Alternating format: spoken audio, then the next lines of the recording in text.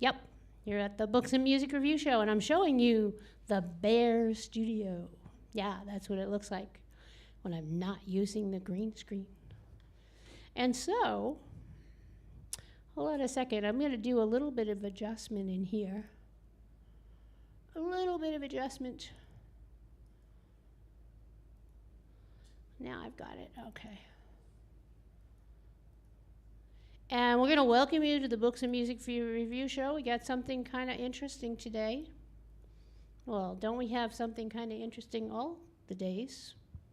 Let's see. Let's go into the studio.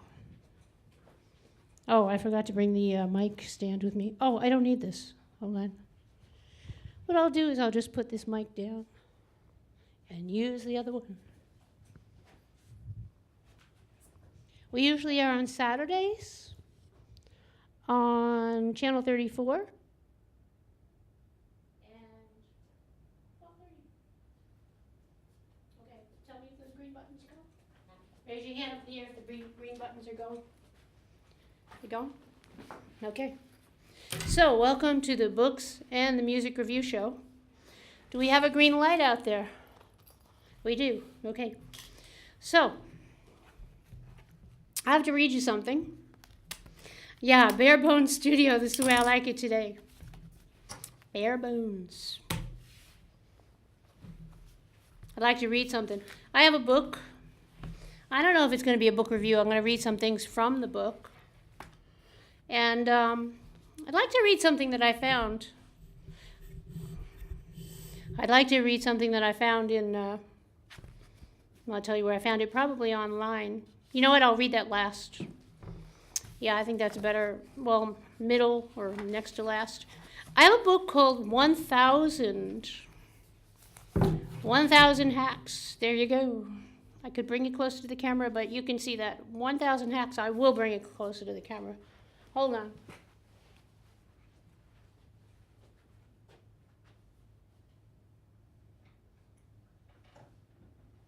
So it's 1,000 Life Hacks.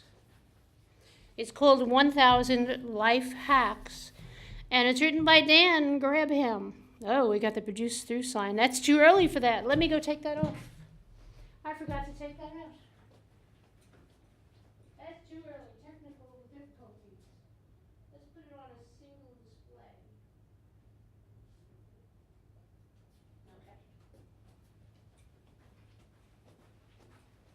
Okay, so it's 1,000 Life Hacks by Dan Grabham, or Grabham?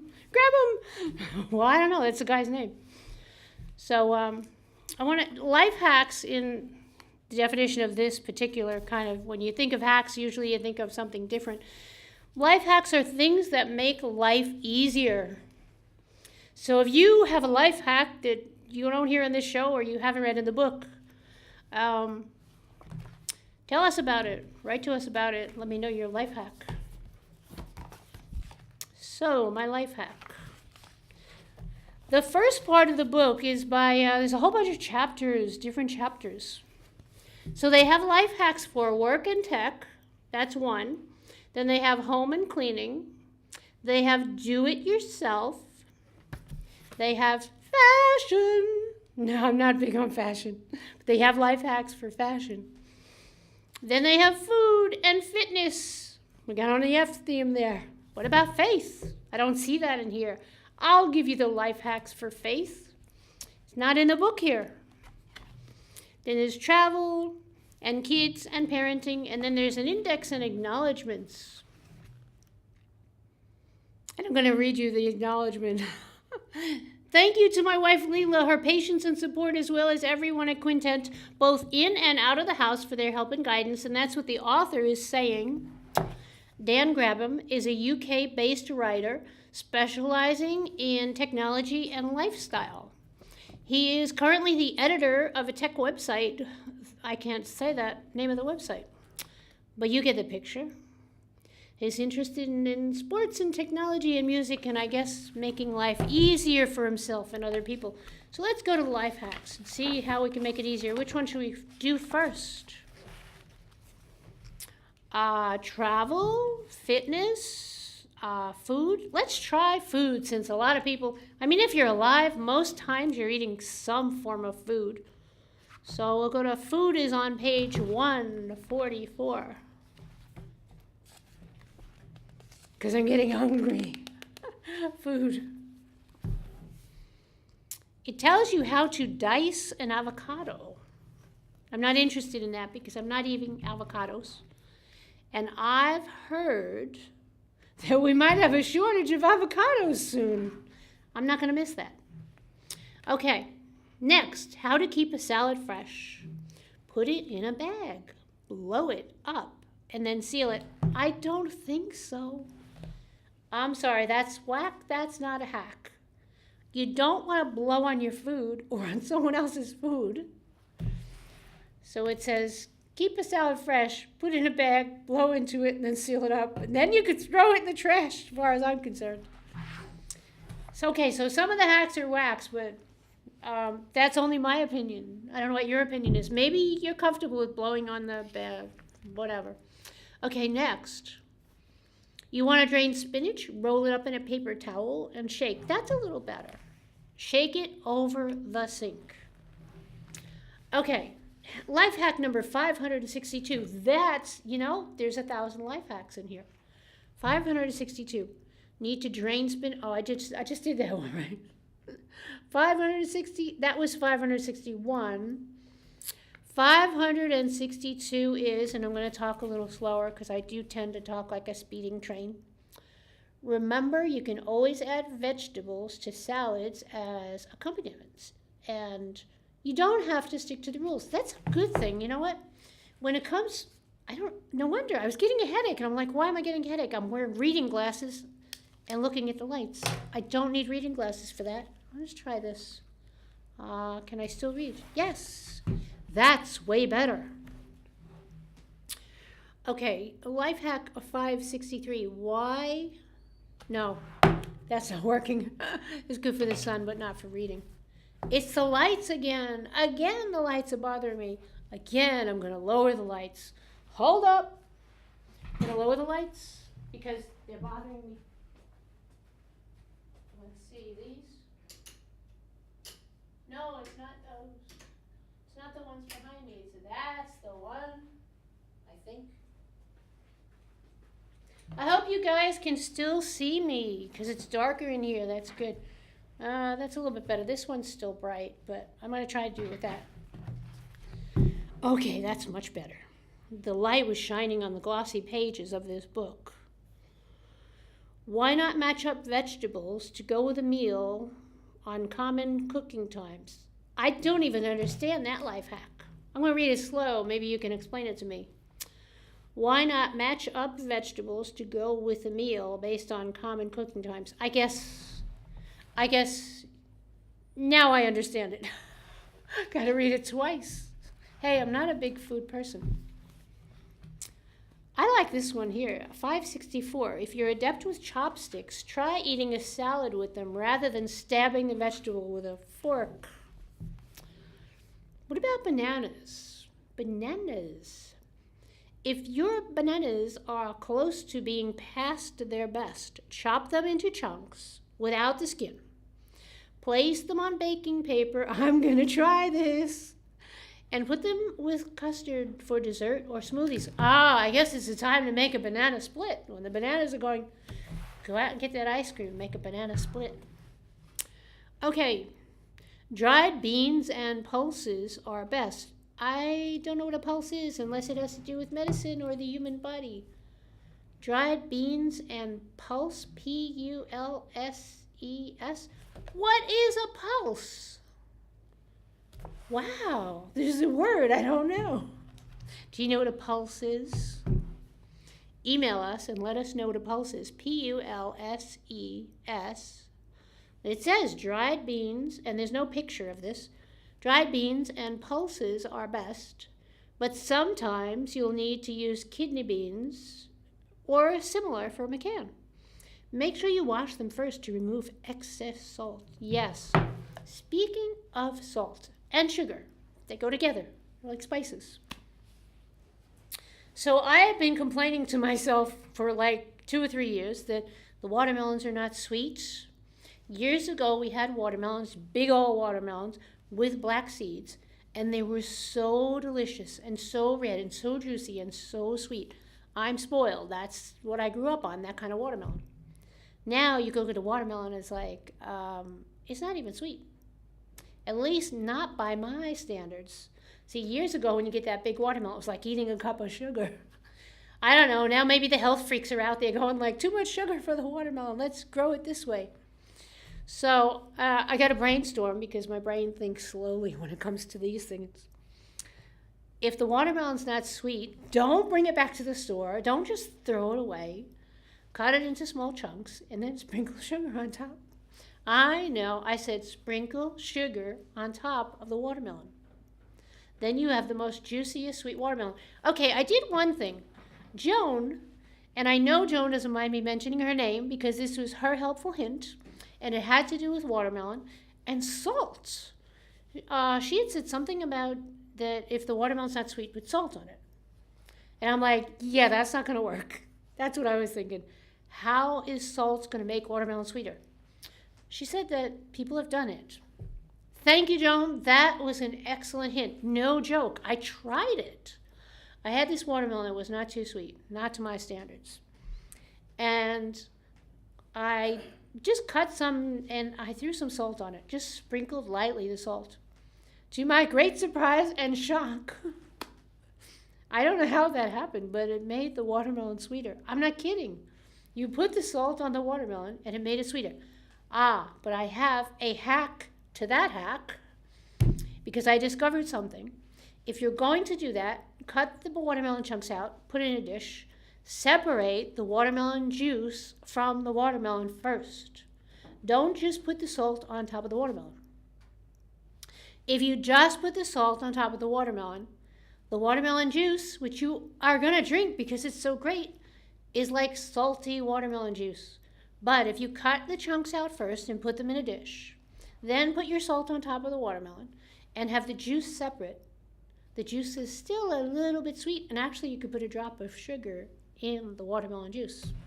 I took all the juice and I could cut very close to the rind and I made a watermelon smoothie.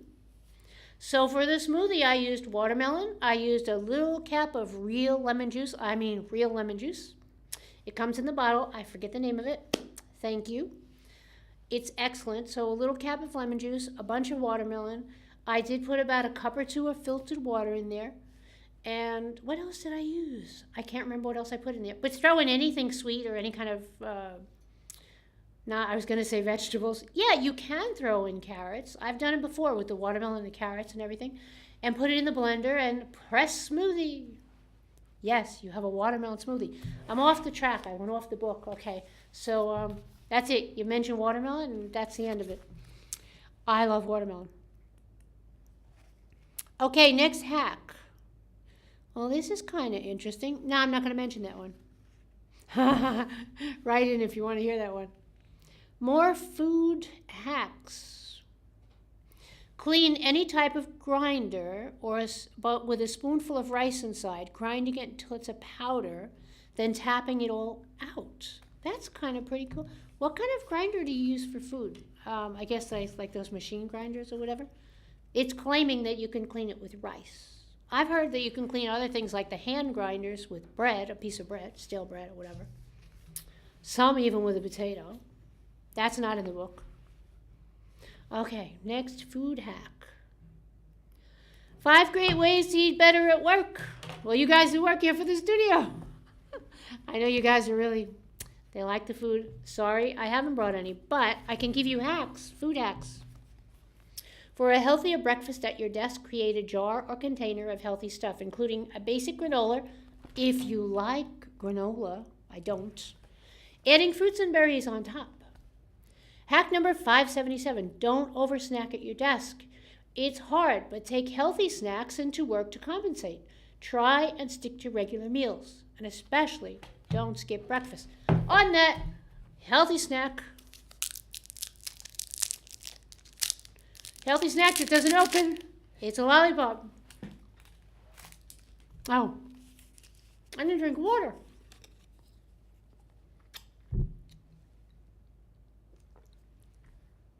It's only right that if I'm talking about food hacks that I should have a little snack. Snack, snack. Is our sound better this week? I hope. I'm hoping. Next, I don't see any marshmallow hacks. Let's see if there's an index in here. Oh, there is an index. I'm going to look up marshmallows.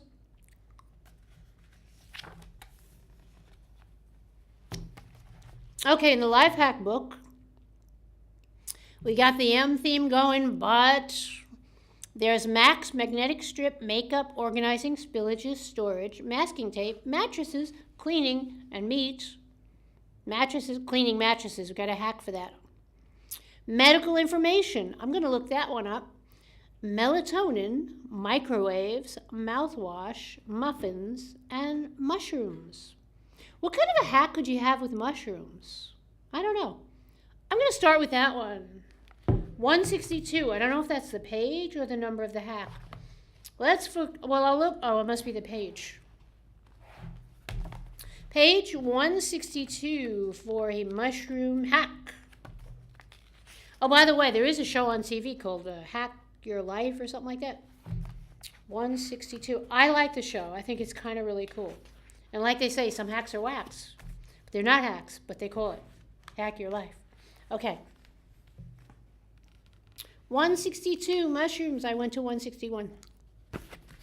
Ta-da! Okay. There's nothing on page 162 about mushrooms. Nothing. There's a note about blueberries. It says add them to bland cereal because they're rich in antioxidants. Then there's one that you can remove a strawberry stem from a strawberry by using a straw, like just pull it out. Likewise, you can pit cherries with the chopsticks, like just buy pitted cherries. Well, eat some other fruit. So 162 must have been, hack number 162 might be mushrooms. Let me look that up.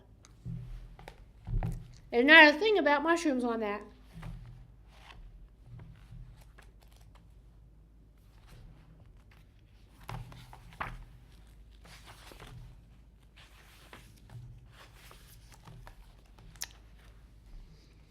Okay, either I need to put my glasses on before I read a book or they messed this up. I'm going to guess it's that I need my glasses.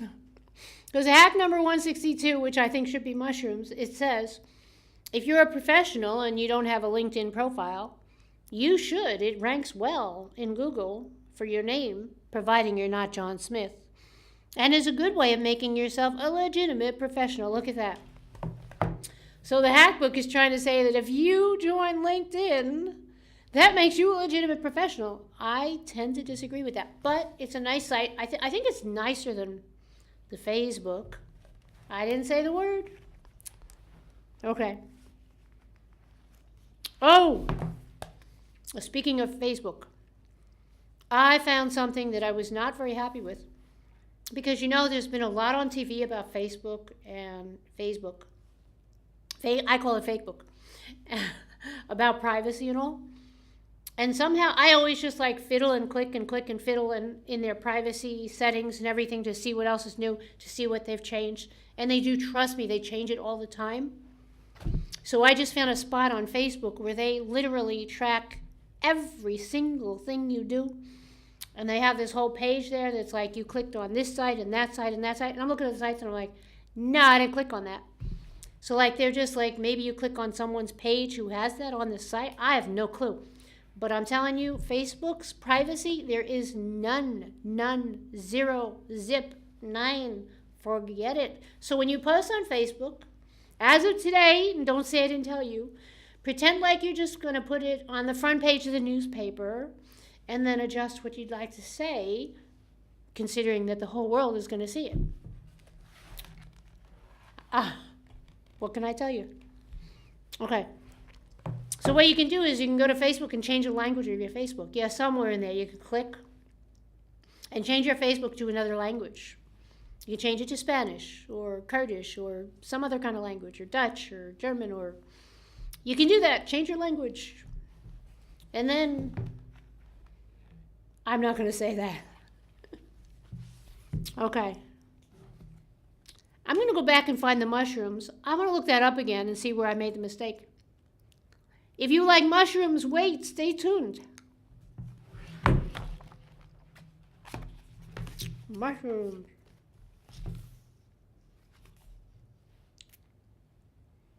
Mushroom. Where is mushrooms? It says mushrooms, 162. That was right. I'll try that again. I'm going to look for hack. I just looked at hack number 162. And that's if you're a professional. Wait a minute.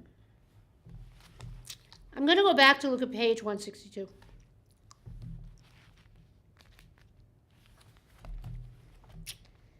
Yeah, I'm still not seeing any mushrooms on page 162. If anybody'd like to come and... there's something about you can use... Oh, I found it! It was a little tiny print all the way at the bottom. Okay. And it's on page 162. It is hack number 632. You can use an egg slicer to cut strawberries or slice mushrooms. Duh. No, just put them in whole, slice them with a little knife. That's whack. That's not a really... I guess unless you have to slice like 10,000 mushrooms, maybe. I still think it's easier with a little knife. Okay, what else? Oh, I got 7 minutes left. I think I better start reading what I was going to read. 1,000 Life Hacks by Dan Grabham. Clever ways to make your life easier at work, home, play, whatever. I'm going to read this. I got 7 minutes. I don't know if it'll take more than 7 minutes. I did not write this. You'll know when I interject with my own thoughts, I usually change my tone. I didn't write this. I'll start like this. Somebody said, and I'll tell you his name at the end of this, somebody said, the power of prayer. It's the most powerful thing there is. Who said that? I'll continue to quote this person. America will be a nation that believes forever, and we certainly believe more than anyone the power of prayer. It's the most powerful thing there is. I'm going to skip over what the writer said, and I'm still going to quote this person. Tonight, we break bread together, united by our love of God, and we renew our resolve to protect the sacred freedom of religion. All of us.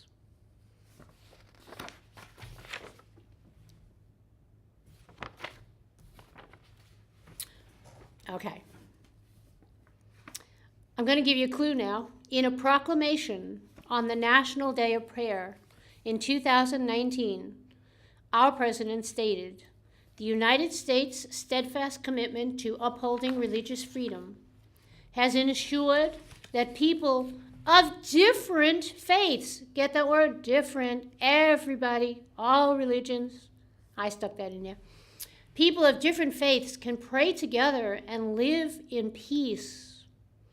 As fellow American citizens, we have no tolerance for those who disrupt this peace, and we condemn all hate and violence, particularly in our places of worship. President Trump also condemned the recent anti-religious hate crimes that occurred in America and abroad, including the recent shooting at Chabad of Poway Synagogue in San Diego. President Trump says all of us in this room send our love to the Jewish Americans wounded at this Poway shooting in California, and all our hearts break for the life of Lori Gilbert Kay, who was so wickedly taken from us. President Trump said we mourn for the Christians murdered in Sri Lanka on Easter Sunday, and we grieve for the Muslims murdered in their mosques in New Zealand. Here at home, President Trump says, we also remember the 3 historically black churches burned recently in Louisiana and the horrific shooting last year at the Tree of Life Synagogue. Our President Trump said, he then reiterated the importance of prayer in his speech at the National Day of Prayer, May 2nd. He says, I'd like to begin this by sending our prayers to the people of Venezuela in their righteous struggle for freedom. And we have 3 minutes and 50 seconds, and I hope I can finish this. On this day of prayer, we once again place our hopes in the hands of our Creator, and we give thanks for those wondrous lands of liberty. And this is truly the greatest of lands of liberty, our country. Our country is special, and it will always be special. It will be greater than ever before. On this day of prayer, we once again place our hopes in the hands of our Creator. We give thanks for this wondrous land of liberty, and we pray that this nation, our home, the United States, will be forever strengthened by the goodness and grace and eternal glory of God. And that's, you want to talk to that man? It was Donald J. Trump at the real Donald, well, you know where it is. I can't say the whole website. I don't think I wrote it down right. And this is truly the greatest of lands, our country. Our country is special. It'll always be special. It'll be greater than ever before. I kind of believe that. I've always loved the United States, probably because I was born here. I just love it. And I know, you know what, if I was in any other country, or at least in some of the other many countries that don't have freedom the way we have it, I probably would not be sitting here talking on television. And last but not least, in 2 minutes and 20 seconds, I guess I'm going to put on the produce through eventually. I'll be right back. Don't go anywhere. Watch us on Saturday at 12:30. If you're seeing this at any other time, 12:30 in the afternoon, on Verizon, on Spectrum with Channel 34. You can find us on Twitter. You can, well, if you write to us, we'll tell you where we are all over the place. Wait there. Don't go.